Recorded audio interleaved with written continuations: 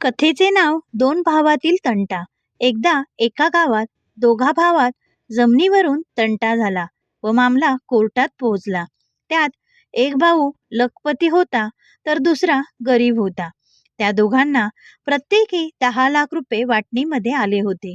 न्यायाधीशांनी एका भावाला विचारले, तुझ्या भावाने 7 वर्षात 10 लाख रुपये कसे काय खर्च केले?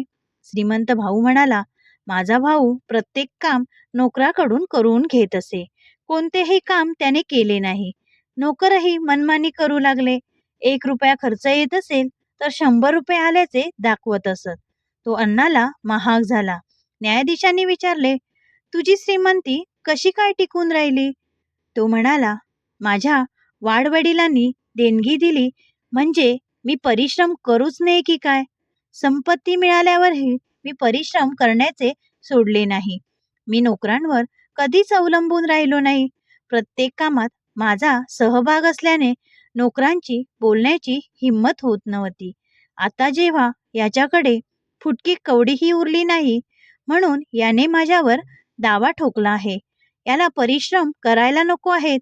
याने स्वतःची संपत्ती तर आळसाने घालविली. आता माझ्या संपत्तीवर याचा डोळा आहे. यावर न्यायाधीश महोदयांनी इतर साक्षी पुरावे तपासले व श्रीमंत भाऊ खरे असल्याचा निर्वाळा दिला.